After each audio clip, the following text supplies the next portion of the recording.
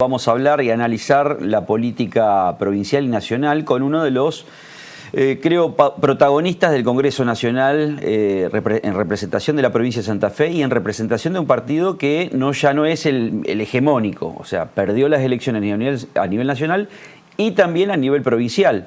Si seguimos sumando, en Rosario, por supuesto, está Hapkin, no hay, Monteverde perdió, digamos, contra Hapkin. Aquí los representantes del justicialismo han tenido una performance muy baja, digamos, contra Poletti. En Rafaela pasó lo mismo con Castellanos. Hablo de las cabeceras de algunos de los departamentos que son electoralmente los que hay que prestar más atención y demográficamente más importantes. Pero dio una discusión muy interesante del Congreso Nacional sobre el DNU y también le voy a preguntar sobre la política provincial partidaria. ¿Quién recoge el guante en la provincia de Santa Fe de plantársele a Puyaro, que viene con 1.100.000 votos, con una mayoría automática? Si hace bien las cosas, le sale todo con fritas, como se dice vulgarmente, las leyes que quiere. Entonces, ¿quién se planta hoy? ¿Y cómo está el Partido Justicialista en este sentido? Está Eduardo Toñoli con nosotros, el diputado nacional. Eduardo, ¿cómo estás? ¿Qué tal? Gracias ¿Bien? Por la invitación, es un gusto. Bueno, primero voy a preguntarte sobre esto último. Pasaron más de 100 días de gestión de Puyaro. Un análisis corto. ¿Y cómo lo ves al justicialismo en la provincia de Santa Fe de cara a Puyaro? O sea, como partido opositor. Bueno, yo creo que el justicialismo en la provincia de Santa Fe, también a nivel nacional, está claro que ha sufrido una dura derrota en términos electorales y eso trae consecuencias.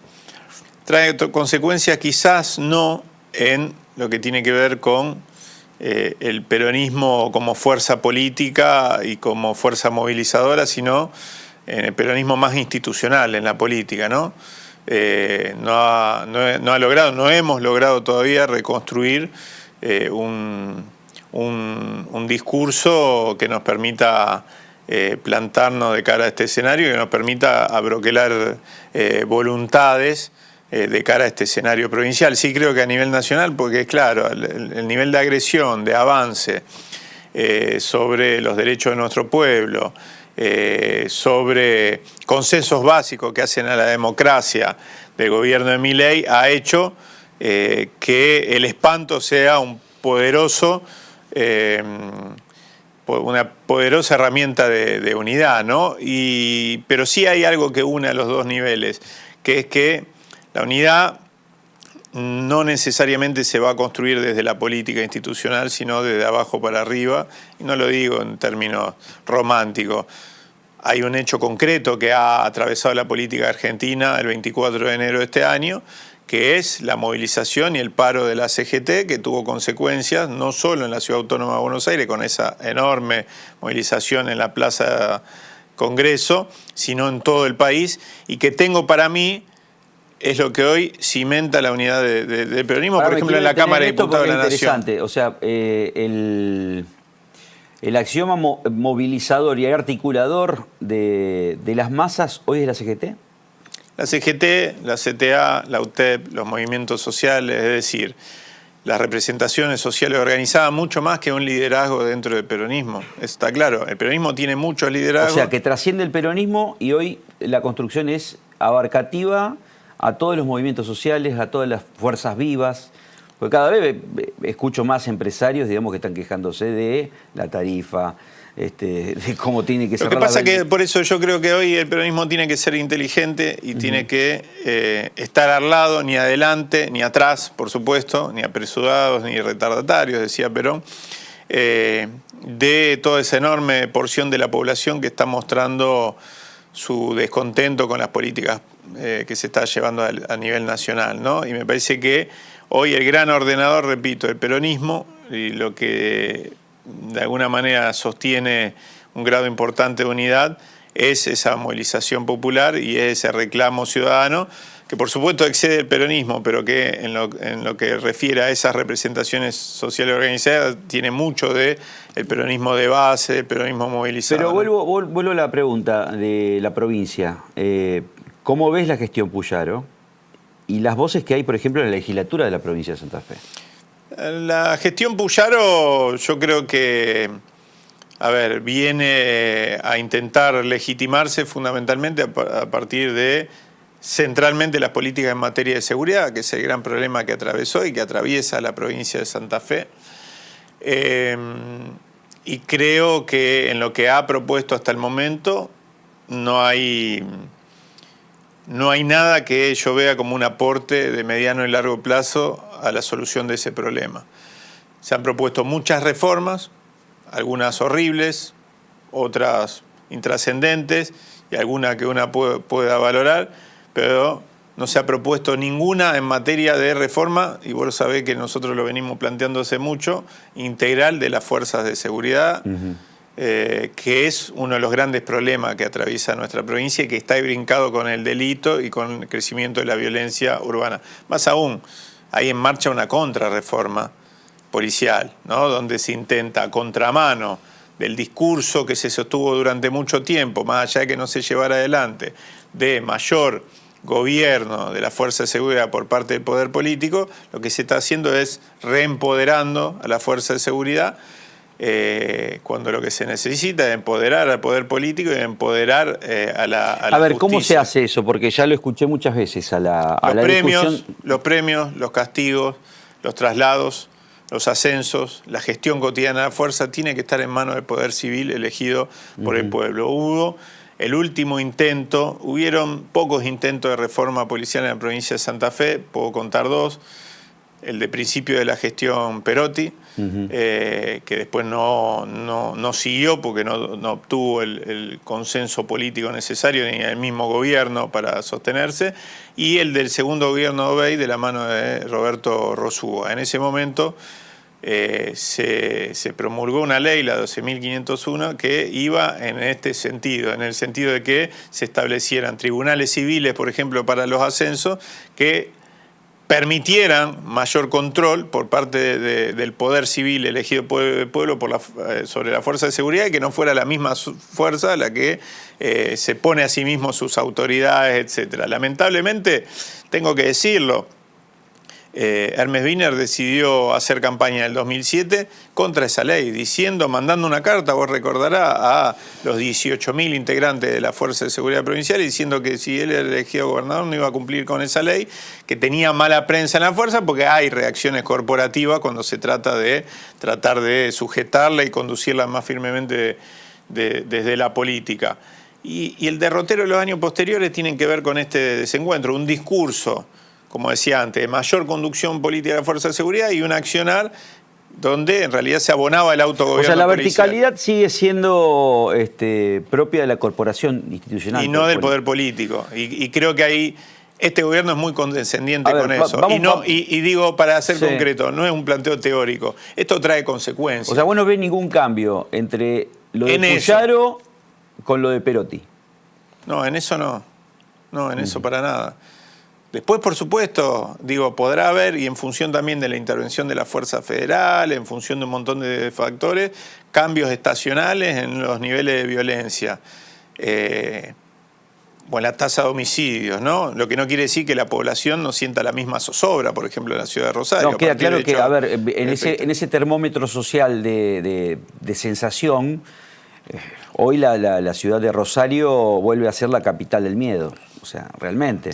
De todas maneras, repito, y también para completar lo que me decías vos de la pregunta, yo lo que veo es que hay una gran dificultad del peronismo de ordenarse, porque el liderazgo que se había dado el peronismo o que la sociedad había encontrado en el peronismo, en la figura de Perotti, se diluyó finalmente.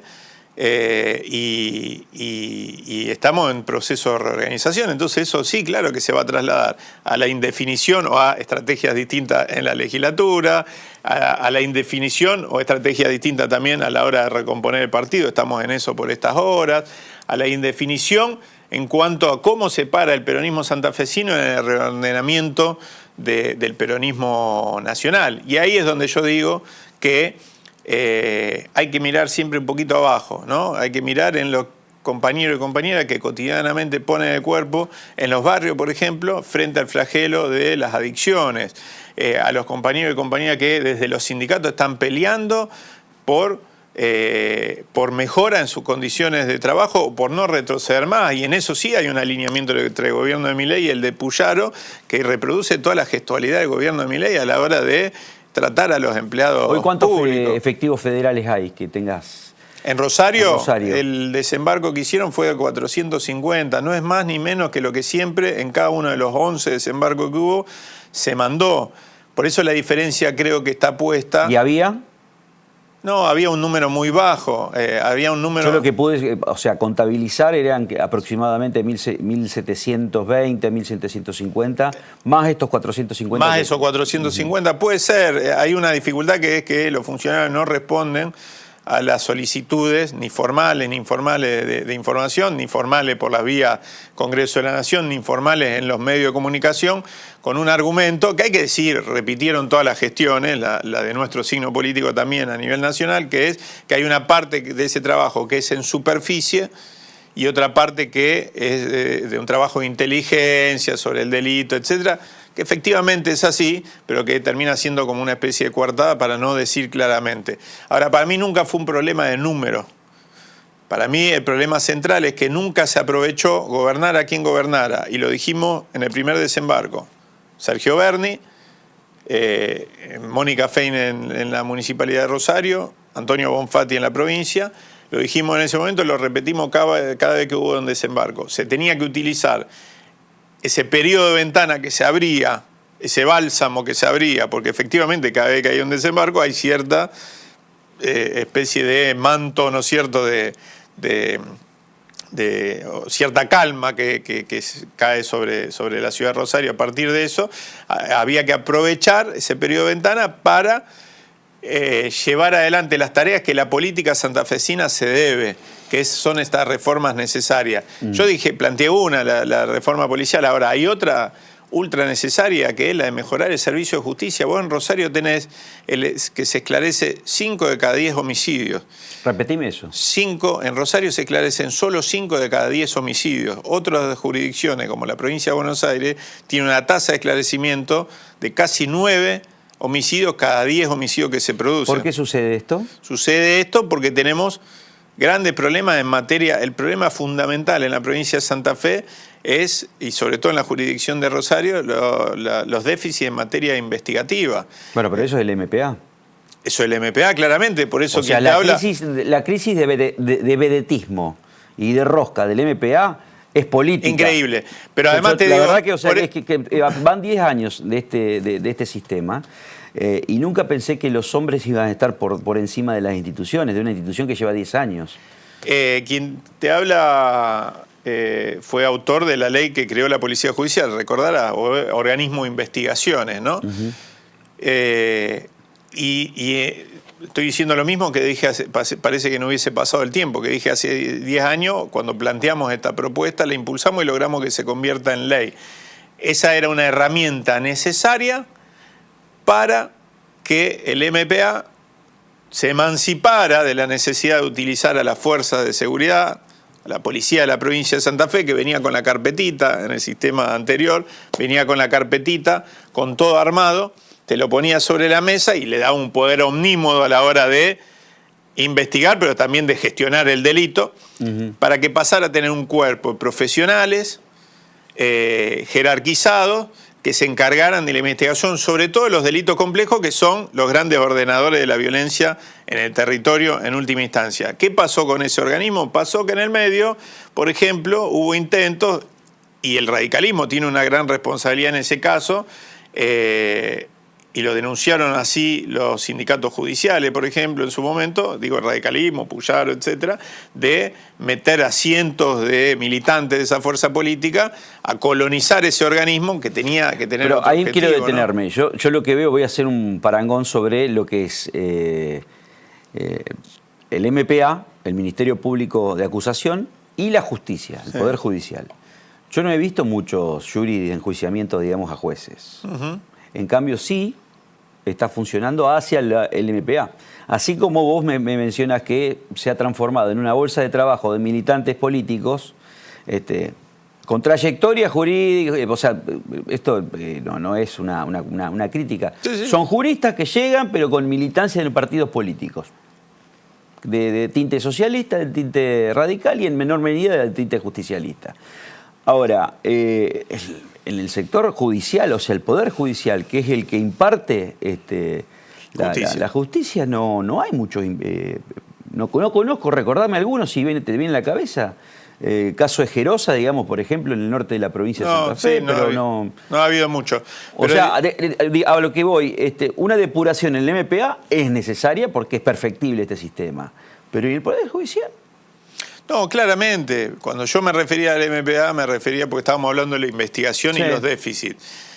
Así como te digo que se esclarecen 5 de cada 10 homicidios y una tasa bajísima, también tengo que señalar que no es solo potestad de Rosario ni de la provincia de Santa Fe, que tenemos un sistema judicial, y lo traslado a nivel federal también, con bajísimas capacidades a la hora de establecer responsabilidades, juzgar a responsables de delito de guante blanco, ¿no? Digo, es una red invertida donde pasan los peces gordos y quedan los chicos. Entonces, me encantó esto, porque quiero detenerme ahí porque me queda un minuto nada más. Y quiero una reflexión porque me generó un gran problema, porque la susceptibilidad está a la orden del día en la provincia de Santa Fe, de llamados por un informe, digamos, una salida que tuve con mi amigo Rolando Graña. Bien. El Papa Francisco habla, pone el velo sobre un montón de cosas. 7 minutos hablando del Rosario. Impecable. Desde el Vaticano, o sea, el canal oficial del Vaticano sobre el Rosario.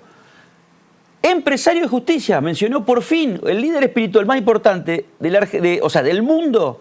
Habló de los empresarios que lavan dinero y la justicia lenta. Dijo, la justicia es lenta, palabras más, palabras menos. ¿Por qué hay tanta susceptibilidad? O sea, entiendo que fue estigmatizada Rosario, pero el líder espiritual más importante del mundo dijo: Rosario tiene narcolavado, empresarios y justicia lenta. Dame una sentencia nomás porque me está apurando la ley. En una frase, digo, es por ahí. Digo, utilizando una expresión que se usa mucho ahora. Ese sí que la ve, el Papa la ve, ¿no? Y nos está diciendo, muchachos, no se hagan los boludos.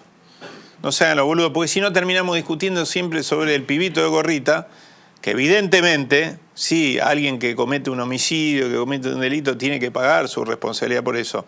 Pero hay que discutir eso nada más. Tenemos que discutir otra vez sobre la baja de la edad de imputabilidad, cuando el gran ordenador del delito en el territorio no aparece ni rosado. Bueno, ahí tenemos, por ejemplo, el caso de Shanahan en Rosario, que estaba a cargo, que era marco de un acuerdo político entre la institucionalidad y el Círculo Rojo rosarino, dirigió durante mucho tiempo el Puerto Rosario. El puerto, increíble. Condenado por lavado de activos en el marco del narcotráfico. Esa es la discusión de fondo. No digo que no haya que llevar adelante el resto del coso. No digo que no haya que llevar adelante política preventiva, al contrario, la política preventiva en un sentido amplio también, laboral, social, etc. La preocupación más grande que tenemos hoy es que nosotros vimos crecer la violencia y el delito exponencialmente en Rosario en etapas incluso de vacas gordas y de bonanza económica.